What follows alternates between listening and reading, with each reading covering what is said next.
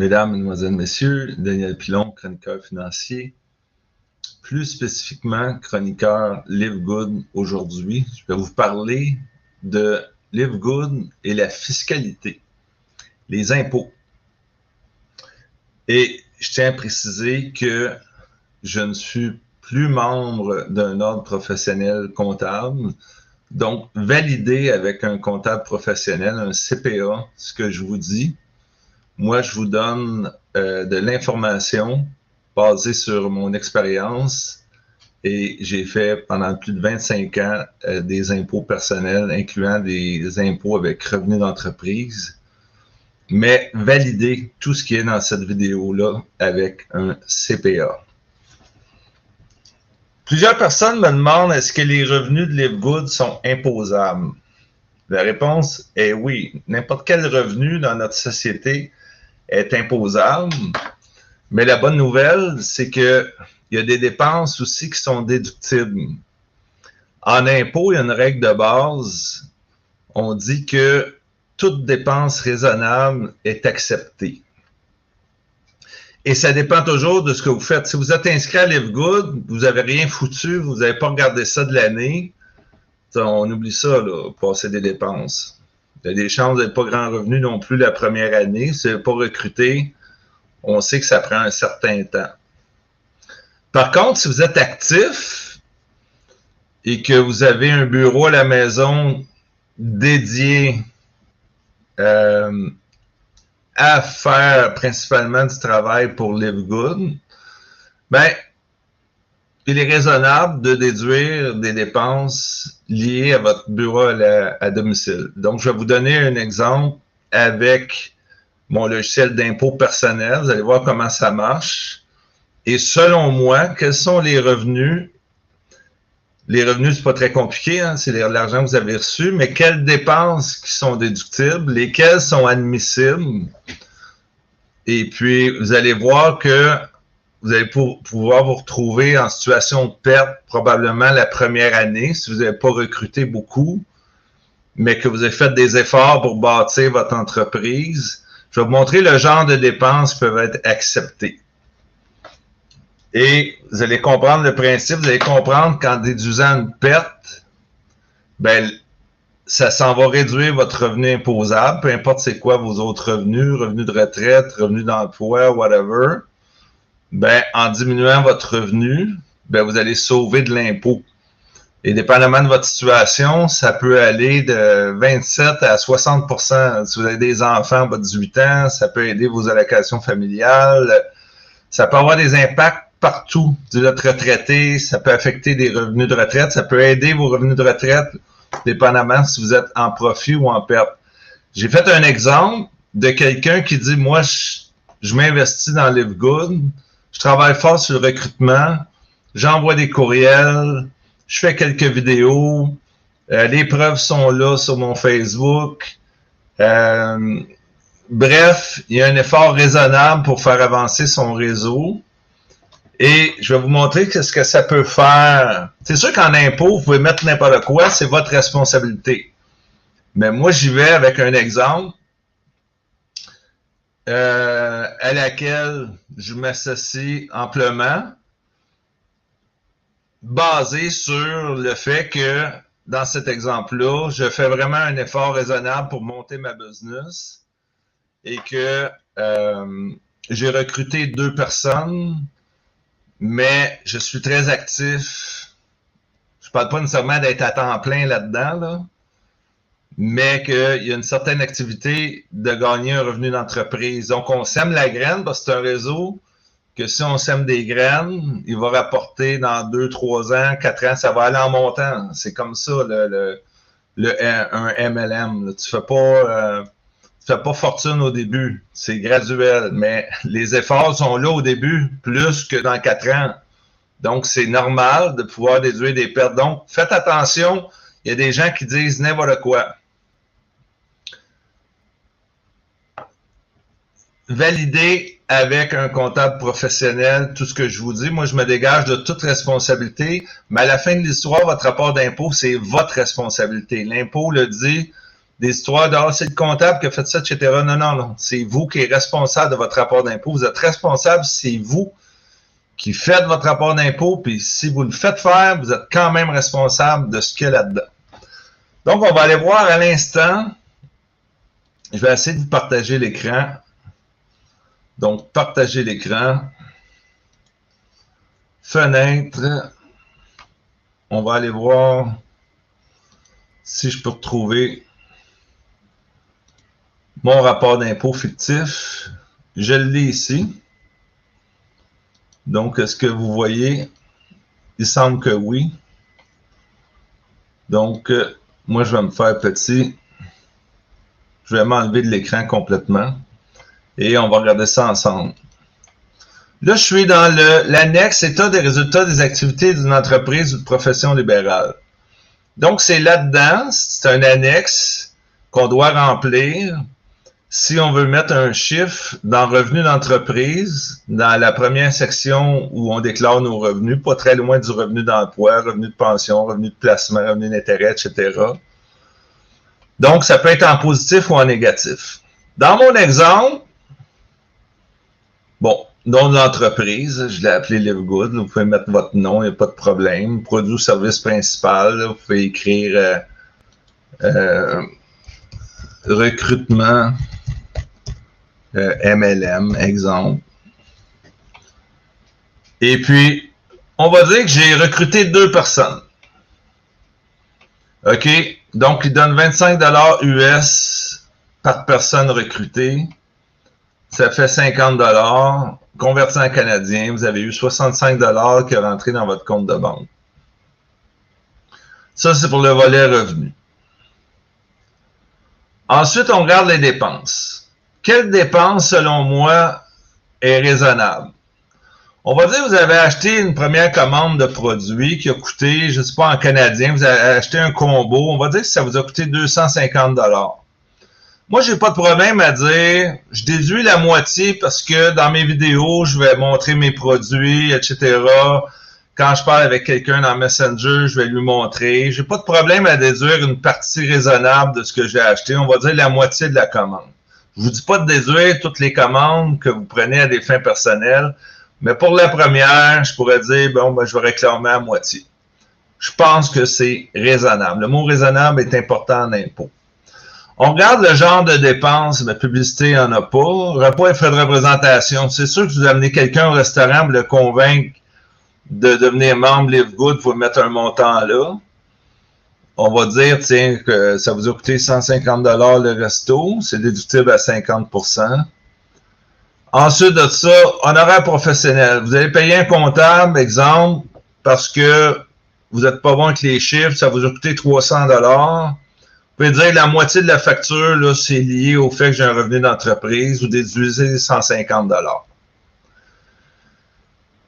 Ensuite, téléphone et services publics. Ben, votre cellulaire, soudainement, ben, il sert de plus en plus à Livegood. Vous envoyez des messages, vous envoyez des courriels, vous faites des vidéos. On va dire que ça vous coûte 1000 $ par année de cellulaire. Donc, si on dit 20% du cellulaire sert à Livegood, c'est un montant qui est raisonnable, c'est loin d'être abusif. Donc, on déduit 200 $ de dépenses. Frais auto, là, on peut tomber dans un calcul complexe. Là, si vous êtes allé à un party Livegood, vous avez fait du déplacement, on peut donc tomber dans un calcul complexe. Là, j'ai pris un shortcut en bon québécois. Autres frais, j'ai mis 100 $. On va présumer à peu près 200 km à 50 cents. Mais sinon, il y a des calculs plus complexes. Pour très peu de déplacements, ça ne vaut pas la peine. Mais officiellement, on devrait rentrer dans la grille de travail et aller faire rentrer notre gaz de l'année, l'entretien de l'auto, plaque, assurance, etc. Pourcentage à faire, à peu près rien. Donc, j'ai pris un shortcut, j'ai mis un petit chiffre là. Consultez votre comptable. Internet, bien évidemment, votre Internet, ben, vous en avez besoin pour vous loguer sur Livegood, pour envoyer vos messages, faire vos vidéos, etc. Comme le téléphone un peu, j'ai mis 20% de l'Internet. On va dire 20% de 1000 $, ça fait 200 $. Ça me fait 725 de dépenses.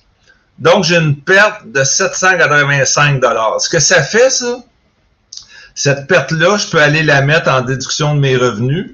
Et si je suis imposé, comme je disais, entre 27 et 60 %, dépendamment de votre situation, demandez à votre comptable, c'est quoi votre taux marginal d'impôt. On va dire que vous êtes imposé à 40 %, ça veut dire 785, j'ai le piton à l'instant, 40 %. Vous allez sauver 314 d'impôts.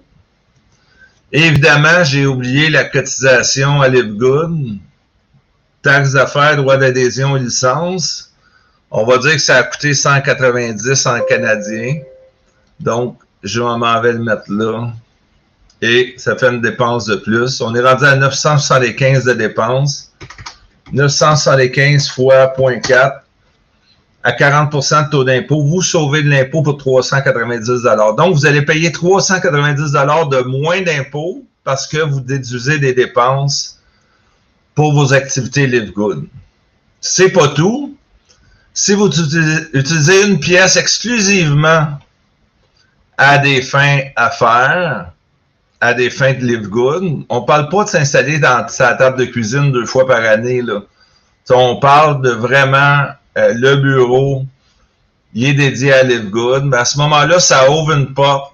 Frais d'utilisation de la résidence aux fins d'entreprise, on va aller voir la ligne. Mais ça, tu ne peux pas grossir ta perte avec ça, mais tu comptabilises des dépenses et l'année d'après, tu peux venir prendre le montant qui est reporté et le déduire l'année d'après. Donc, tu vas être bien content quand tu vas faire plus de revenus de venir appliquer la perte. J'ai pris un exemple d'un appart. On va dire qu'il y a 1200 pieds carrés, il y en a 180 des fins à faire, j'ai dit 15 %. Mettons qu'il y a une pièce dans l'appart, un 5,5 ou tu peux dire ben, la moitié de la pièce, si à 15 %, là, c'est pas abusif. 1500 d'hydro, d'électricité, 700 $ d'assurance et 1000 $ de loyer par année. On parle d'une année complète, 12 000, ça fait 14 200. C'est quoi ma fraction personnelle? C'est 85 %, c'est selon la superficie. Fait 12 110, il me reste 2130 à des fins affaires. C'est peut-être moins, discuter avec votre comptable, mais le 2130, je ne peux pas le déduire cette année, mais je peux le reporter. Donc, l'an prochain, je vais avoir en banque 2130 $. Et si au Québec, il y a des restrictions pour les résidents du Québec, sont un petit peu plus durs avec les frais de bureau à domicile. Donc, le report va être, il coupe de moitié à peu près les frais de bureau à domicile. Donc, le report va être de 1177. Les frais de bureau à domicile ils ont passé la hache. On voit ici le 50 % de réduction pour les frais admissibles. Il y a un petit frais, je pense, que je ne vois pas. Là, on a l'assurance. L'électricité, je pense qu'elle laisse peut-être à 100 %, ou en tout cas, peu importe, c'est un détail. Vous comprenez l'idée. Donc, je reviens ici. Je reviens vous voir. Attendez une seconde. Donc, arrêtez le partage. Ça va-tu marcher, ça? Oui. On va se placer pour que la caméra bouge un peu. C'est que c'est ça. C'est toujours une question d'être raisonnable. Est-ce que vous avez vraiment... Si vous n'avez rien fait, comme je disais, puis vous avez recruté 2 personnes, ou 4 personnes, ou 6 personnes, puis c'est parce que vous l'avez facile, vous avez déjà été dans un MLM, vous faites d'autres choses de votre vie, à ce moment-là, c'est plus ou moins pertinent déduire des dépenses. C'est à vos risques. Mais à partir du moment où c'est réel, qu'il y a vraiment une intention de gagner un revenu d'entreprise, à ce moment-là, on peut déduire des dépenses. Et c'est sûr qu'il y en a qui peuvent être tentés d'en beurrer épais. D'autres vont être plus timides là-dessus. Moi, je suis allé avec un exemple. Je pense que j'ai été raisonnable. Peut-être le bureau à domicile. C'est sûr que si je m'en sers pour du même bureau pour mon divertissement, pour chatter avec mes amis, pour me promener sur Internet, à ce moment-là, on pourrait peut-être couper dans les frais de bureau à domicile, y aller à 10% ou même un peu moins. Mais c'est votre responsabilité et moi, je suis là pour le vulgariser et vous aider à prendre des bonnes décisions. Chose certaine, dans mon exemple simple, ben, avec l'économie d'impôt, ben, ça fait plus que rembourser. Ça rembourse votre cotisation Livegood et ça paye votre première commande à peu de choses près. Donc, finalement, ça revient que ça ne coûte rien Livegood. Mais en autant que vous faites un effort, vous gagnez un revenu d'entreprise. C'est que j'espère que ça a été clair. Consultez un comptable professionnel pour être certain de la vie. Moi, je me dégage de toute responsabilité, même si j'ai fait des impôts pendant presque 30 ans. Je n'ai pas l'autorité ultime en stratégie fiscale, mais il y a des chances que ça ressemble à ça. Il y en a qui vont être plus agressifs que ça dans la réclamation de dépenses. J'espère que ça vous a plu et je vous invite à vous abonner avec mon lien s'il est accompagné de la vidéo. Et puis, si c'est quelqu'un d'autre qui le partage sur Facebook, ben, abonnez-vous avec son lien. Donc, c'est lui qui va être crédité pour votre abonnement. Et je rappelle tout simplement que Livegood est un réseau de vente de produits santé, suppléments, vitamines, etc. Et qu'il paye pour le recrutement et les gens qui se ramassent en dessous de vous dans la matrice. Fait qu'on devient tous des travailleurs autonomes. Chacun, on a notre arbre. Et à un moment donné, il y a du monde qui tombe en dessous de nous. Et puis, avec le temps, ben, ça monte comme ça, comme ça, comme ça. Et à un moment donné, ça monte en flèche parce que ça double. Tu commences avec 2 personnes. Si tu recrutes 2, ça va peut-être prendre une couple de mois, être rendu à 4, plusieurs mois, être rendu à 8. Et à un moment donné, 16, 32, 104. Donc, l'arbre grossit, grossit, grossit, grossit. Et c'est ça qui fait qu'on peut espérer, après quelques années, d'en gagner un revenu et d'excéder les dépenses encourues. J'espère que ça vous a plu. Partagez ça en grand nombre. Daniel Pilon, chroniqueur financier, toujours indépendant. Merci.